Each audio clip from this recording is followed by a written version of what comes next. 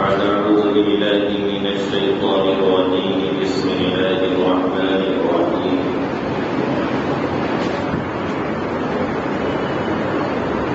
ما كان محمد أبا أحد من رجالكم ولكن رسول الله وخاتم النبيين وكان الله بكل شيء عليما.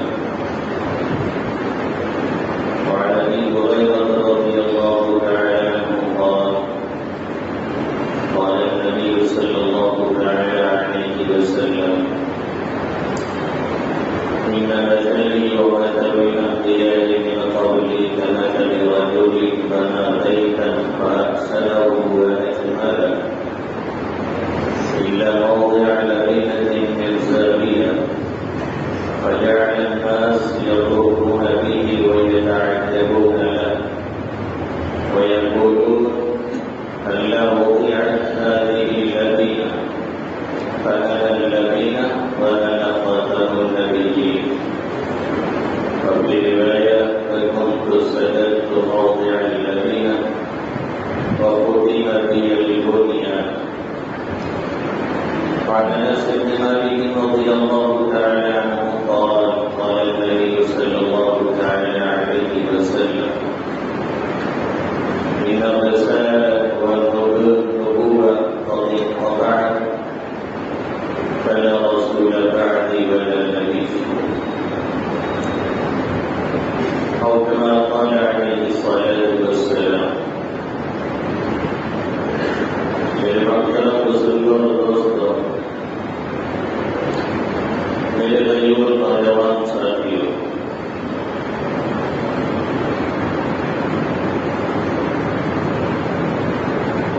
اللہ رب العزت نے انسانوں کی ہدایت اور ان کی رہنمائی کے لیے انبیاء اور رسول پیغمبروں کا سلسلہ چلایا، اور یہ سلسلہ آہستہ آہستہ چلتا رہا۔ ایک کے بعد دیگرے انبیاء کرام تشریف لاتے رہے۔ ہر نبی جو آتا تھا وہ ایک محدود وقت کے لیے اور کسی علاقے کے لیے، جو نبی بھی آتا تھا وہ جانے ہی کے لیے آتا تھا، یعنی اس کی نبوت پھر ختم ہونے والی تھی۔ لیکن اللہ کے حبیب صلی اللہ علیہ وسلم تشریف لائے تو صرف آنے ہی کے لیے آئے، جانے کے لیے نہیں آئے۔ آقا نبی صلی اللہ علیہ وسلم کی نبوت تب بھی جب آقا موجود ہے، جب آپ مکہ میں ہیں تب بھی وہ پورے عالم کے نبی، جب آپ مدینہ میں ہیں تب بھی وہ پورے عالم کے نبی، اور جب آپ اس دنیا سے پردہ فرما چکے ہیں تب بھی وہ پورے عالم کے نبی، اور قیامت کے صبح تک یہ نبوت باقی رہے گی۔ اس میں کوئی شک نہیں، اس میں کوئی شبہ نہیں، کسی شک اور شبہے کی کہیں سے کوئی گنجائش نہیں۔ اللہ کے حبیب صلی اللہ علیہ وسلم نے حدیث شریف میں فرمایا كانت بنو إسرائيل تسوسهم الأنبياء كلما هلك نبي خلفه نبي وأنه لا نبي بعده۔ بنو اسرائیل کی سیاست، بنو اسرائیل کی قیادت، بنو اسرائیل کی انتظام، یہ انبیاء کرام کی ذمہ داری تھی اور وہ دیکھا کرتے تھے۔ جب کوئی نبی ہلاک ہوتا یعنی وفات پاتا تو دوسرا نبی اس کی جگہ لے لیتا۔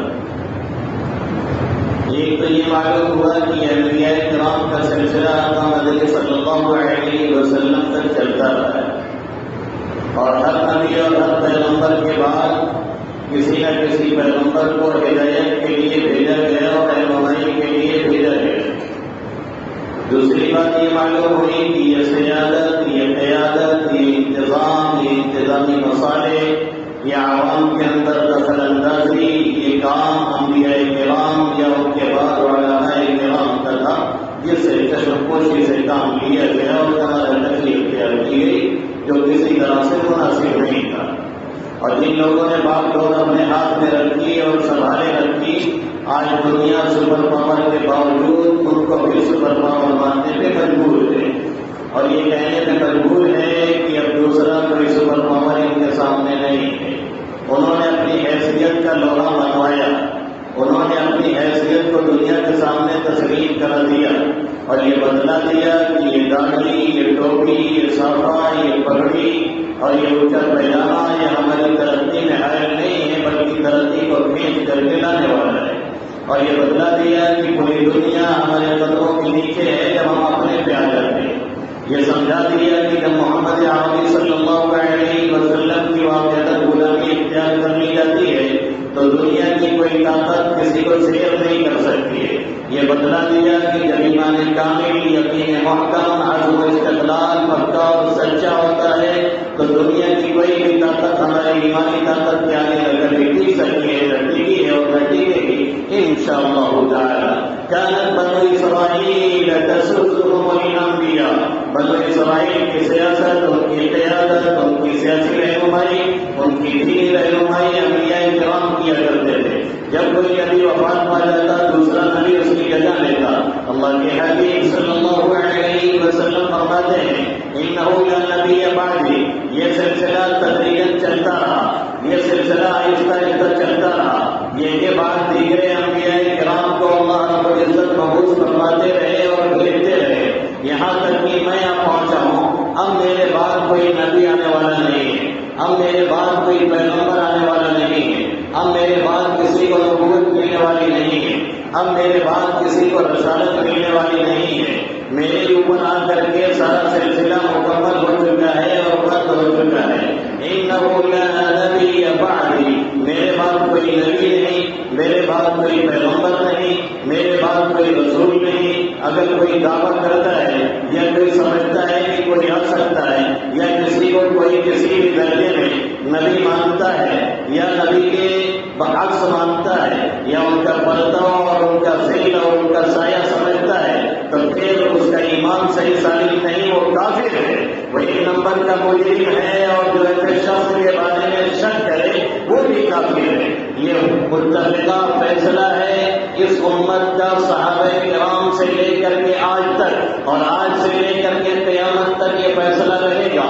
محمد نبی صلی اللہ علیہ وسلم آخری نبی ہے، آپ کے بعد کسی طرح کی نبوت کے کوئی حصہ باقی نہیں ہے. اگر کوئی کسی بھی درجے میں کسی کو نبی مانتا ہے یا سمجھتا ہے یا بہت سے وہ لوگ جو بڑے روشن خیال بنتے ہیں اور آزاد خیال بنتے ہیں اور یہ سمجھتے ہیں کہ ہم بڑے روشن خیال ہے، حالانکہ وہ ایمان اپنا غیروں کے ہاتھوں بیچ چکے ہوتے ہیں، وہ اپنے ایمان کسی کو دے چکے ہوتے ہیں. وہ یہ کہتے ہیں ٹھیک ہے ہم نہیں مانتے ہیں لیکن سامنے والے کے دلائل تو سن لیں. ارے محترم یہ دلائل اور یہ دلیلیں اور یہ ایویڈنس اور یہ پروف اور یہ ثبوت پہلے سب دیے جا چکے ہیں، اس پہ بحث ہو چکی ہے اور متفقہ طور سے یہ بات سامنے آ چکی ہے. صحابہ کرام رضوان اللہ تعالی علیہم اجمعین سے لے کر کے آج تک اور آج سے لے کر کے صبح قیامت تک یہ اجماعی فیصلہ ہے، یہ متفقہ فیصلہ ہے، یہ اتفاقی فیصلہ ہے کہ محمد عربی صلی اللہ علیہ وسلم آخری پیغمبر اور رسول ہے.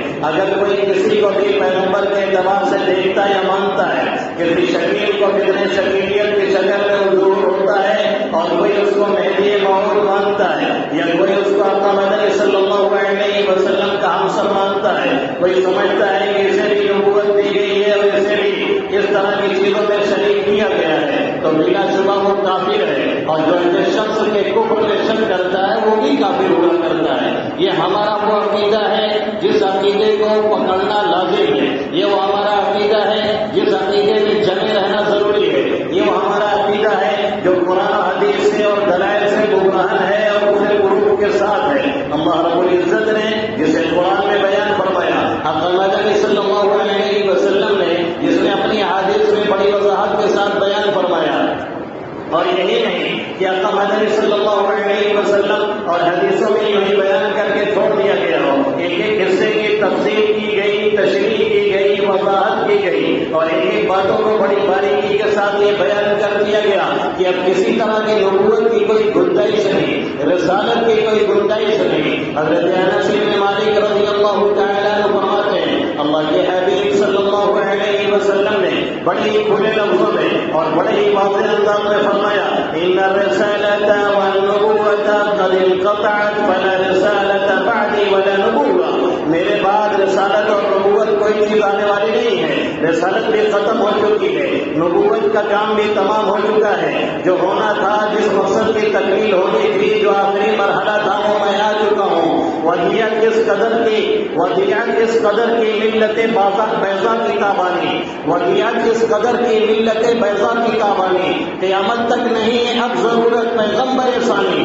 آقا مدنی صلی اللہ علیہ وسلم نے آ کر کے جو کچھ کمی تھی اس کی تکمیل کر دی، جس کا بیان قرآن کی آیت میں اللہ نے کیا اور حدیث میں خود محمد عربی صلی اللہ علیہ وسلم نے کیا۔ اور یہی نہیں، آقا مدنی صلی اللہ علیہ وسلم نے یہاں تک بتلا دیا کہ میرے کے بعد خلیفہ کون بنے گا، مہدی کس حیثیت سے آئیں گے، امام مہدی ہوں گے، نام محمد ہوگا، ان کی والدہ کا نام کیا ہوگا، مکہ مدینہ میں وہ ضرور پذیر ہوں گے، مکہ دوڑ کر کے وہاں نکل کر کے جائیں گے، لوگ ان کا پیچھا کریں گے، لوگ ان کے بینر تلے آئیں گے، پھر اس کے بعد جہاد شروع ہوگا، پھر خراسان کی یہ پگڑی والے ان کا سپورٹ کریں گے۔ پوری تفصیل احادیث مبارکہ میں بہت تفصیل سے موجود ہے، اگر کوئی پڑھتا ہے مطالعہ کرتا ہے تو وہ جانتا ہوگا۔ اللہ کے حبیب صلی اللہ علیہ وسلم نے یہ بھی بیان فرمایا کہ حضرت عیسیٰ علیہ نبینا علیہ الصلوۃ والسلام آئیں گے، یہ ہماری امت کے فرد ہوں گے، ہماری شریعت کے مطابق فیصلے کریں گے،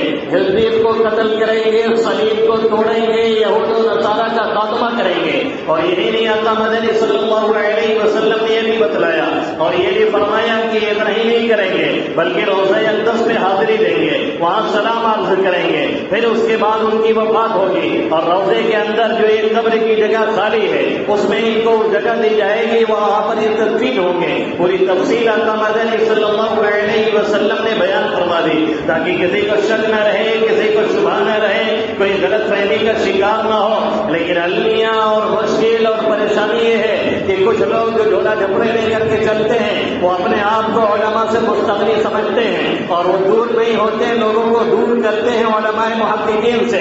نتیجہ یہ نکلتا ہے کہ ایسے لوگوں کے چکر میں اور ایسے پراٹھیوں کے چکر میں وہ لوگ آ جاتے ہیں اور ان کی رسالت اور ان کی نبوت اور ان کی خلافت نہ معلوم کیا کیا تصدیق کرتے رہتے ہیں۔ اور ہمارے وہ ایجوکیٹڈ طلبا جو کچھ ہائی فائی انگریزی حاصل کر لیتے ہیں، جو سمجھتے ہیں کہ ہمارے پاس بہت کچھ ہے، یقیناً آپ کے پاس بہت کچھ ہے لیکن وہ دنیاوی لحاظ سے ہے، وہ دینی لحاظ سے نہیں ہے۔ ہر فن کا ماہر الگ ہوتا ہے، ہر فن کے رجال الگ ہوتے ہیں، ہر فن کے ماہرین الگ ہوتے ہیں۔ ہمیں دوا کے سلسلے میں پوچھنا ہے تو کسی ڈاکٹر سے مشورہ لیں گے، ہمیں گاڑی بنوانی ہے تو کسی انجینئر کے پاس ہم جائیں گے، ہمیں مسئلہ پوچھنا ہے تو کسی ڈاکٹر کے پاس نہیں جائیں گے، ہم کسی مولوی اور مفتی کو پکڑیں گے۔ ہر فن کے لوگ الگ ہوتے ہیں، اس لیے جب آپ کو ضرورت تھی اس دین کے لحاظ سے تو آپ کسی اچھے مولوی کے پاس جاتے ہیں، اس سے سمجھتے، اس سے معلوم کرتے، اس سے پوچھتے، اس سے تحقیق کرتے۔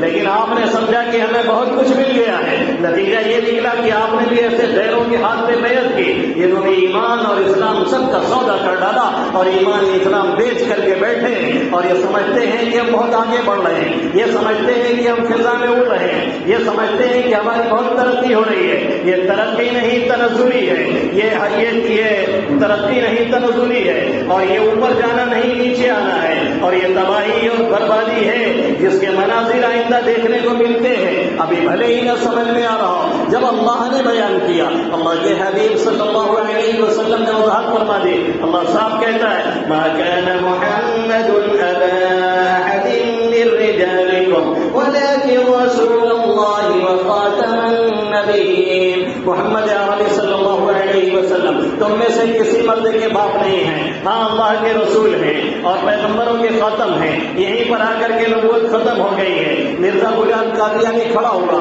اور اس نے کہا جب نبوت ختم ہو گئی تو اس کا مطلب اس میں نقص ہو گیا، اس میں کمی آ گئی۔ جب کوئی چیز ختم ہوتی ہے تو پھر اس میں کمی آ جاتی ہے، اس لیے میں اسے پر کرنے کے لیے آیا ہوں۔ اس بیوقوف کو یہ نہیں معلوم یہاں ختم کے معنی تکمیل کے ہیں، یہاں ختم کے معنی اس کے کمال کے پہنچنے کے ہیں۔ جیسے ہم اور آپ کوئی بلڈنگ بنواتے ہیں، ایک ایک اینٹیں جوڑتے چلی جاتی ہیں، تدریجی طور پہ چھت لگتی ہے، پھر اس کے بعد تمام کام مکمل ہوتا ہے۔ جب سب کچھ ہو جاتا ہے، مستری چلے جاتے ہیں، ہم سے کوئی پوچھتا ہے کام ختم ہو گیا، ہم کہتے ہیں ہاں ختم ہو گیا، تو اس کا کیا مطلب ہوتا ہے کہ سب کچھ بیکار ہو گیا، یا یہ مطلب ہوتا ہے کہ جو قصر ہم تعمیر کر رہے تھے، جو محل ہم بنوا رہے تھے، وہ ہمارا پایہ تکمیل کو پہنچ گیا؟ ایسے ہی آقا مدنی صلی اللہ علیہ وسلم کی حالت ہے۔ آقا تشریف لائے ہیں، تدریجی طور پہ جو نبوت کا سسٹم چل رہا تھا اور جو اللہ چلا رہا تھا، یہ آہستہ آہستہ بڑھتا گیا اور پروان چڑھتا گیا۔ آقا مدنی صلی اللہ علیہ وسلم آئے اور آ کر کے آقا نے اس کی تکمیل فرمائی۔ یہاں ختم نبوت کے معنی یہ ہے، جیسا کہ ایک حدیث میں آقا خود فرماتے ہیں، ان مثلی ومثل الانبیاء من قبلی، میری مثال اور مجھ سے پہلے جو انبیاء گزرے ان کی مثال، کمثل رجل بنا بیتا فاحسنہ واجملہ، اس شخص کی طرح سے ہے جس نے ایک محل بنایا، اس کو بہت عمدہ بنایا، بڑا خوبصورت بنایا، ڈیزائن بڑی شاندار بنائی، الا موضع لبینۃ من زاویہ، ایک گوشے میں ایک اینٹ خالی ہے، وہاں پہ ہول ہے، وہاں سے آر پار دکھ رہا ہے، وجعل الناس یطوفون به ویتعجبون له، لوگ آتے ہیں اسے دیکھتے ہیں، لوگ آتے ہیں وہاں ٹہلتے ہیں، لوگ آتے ہیں اسے پسند کرتے ہیں، لوگ آتے ہیں اس پہ تعجب کرتے ہیں، بڑا عالیشان ہے، بہت عمدہ ہے، پینٹنگ اچھی ہے، ڈینٹنگ اچھی ہے، کاریگری بڑی اچھی ہے، الا موضع لبینۃ من زاویہ، ایک گوشے میں ایک اینٹ نہیں ہے، ہر کوئی انگلی اٹھاتا ہے، یہ چھوڑ کیوں دی گئی، اس میں کمی کیوں رکھی گئی ہے، یہ خالی کیوں ہے،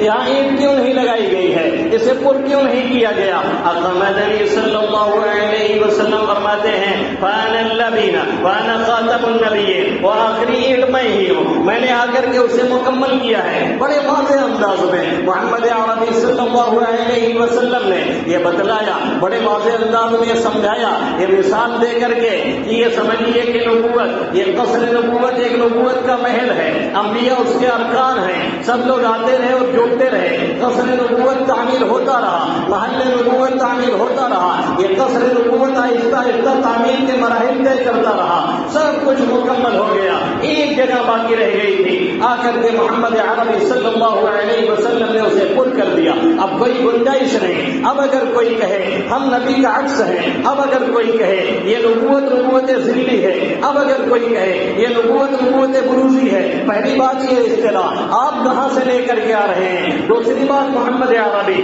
صلی اللہ علیہ وسلم اتنے واضح انداز میں فرما رہے ہیں، میرے بعد کوئی نبی نہیں، میرے بعد کوئی رسول نہیں، میرے بعد کوئی رسالت نہیں، میرے بعد کوئی نبوت نہیں، اور جو بھی دعویٰ کرتا ہے وہ ایک نمبر کا جھوٹا ہے۔ اسی کے اکیلے اتفاق صحابہ کرام رضوان اللہ تعالی علیہ اجمعین نے مسلمہ کذاب کے خلاف جہاد کیا تھا، کیونکہ یہ اجماعی مسئلہ ہے۔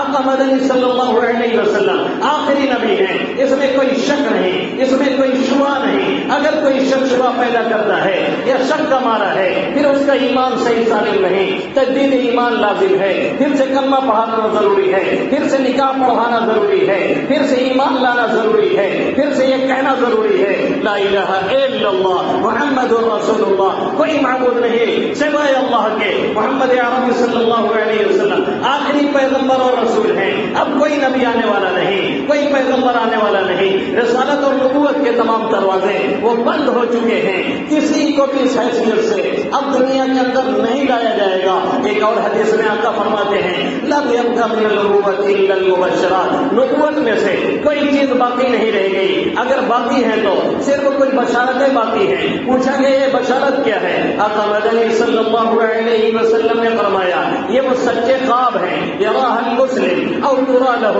جو کوئی مسلمان دیکھتا ہے یا اس کے لیے کوئی دوسرا مسلمان بندہ دیکھتا ہے، یہ سچے خواب ہیں جو کسی کو نظر آتے ہیں۔ یہ نبوت کا 46واں حصہ ہے، باقی کوئی چیز نبوت اور رسالت کے تعلق سے نہیں رہ گئی ہے۔ اگر کوئی سمجھتا ہے کہ کچھ باقی ہے تو پھر اس کا ایمان گڑبڑ ہے، ایمان میں اس کے شک ہے اور وہ کفر کی سرحد میں نہیں کھڑا ہے بلکہ کفر میں داخل ہو چکا ہے، جہاں سے واپس آنا ضروری ہے، چاہے وہ ہائی گریجویشن کا مالک ہو اور پوری زندگی چنتا اور تبلیغ میں لگاتا ہو، لیکن اگر شکیل کو مانتا ہے خلیفہ یا کسی اور کو مانتا ہے نبی یا کسی اور کو کسی حیثیت سے وہ تسلیم کرتا ہے تو محمد عربی صلی اللہ علیہ وسلم کے اس فرمان کے اعتبار سے، اللہ رب العزت کے اس بیان کے اعتبار سے وہ شخص کافر ہے، اور اس کے کفر میں اگر کوئی شک کرتا ہے تو وہ بھی کافر ہے۔ اس لیے ہمیشہ اس عقیدے کو بڑی مضبوطی سے پکانا چاہیے۔ یہ اعمال کا مسئلہ نہیں ہے کہ کچھ کمی اور بیشی ہو جائے تو کام چل جائے، یہ عقیدے کا مسئلہ ہے۔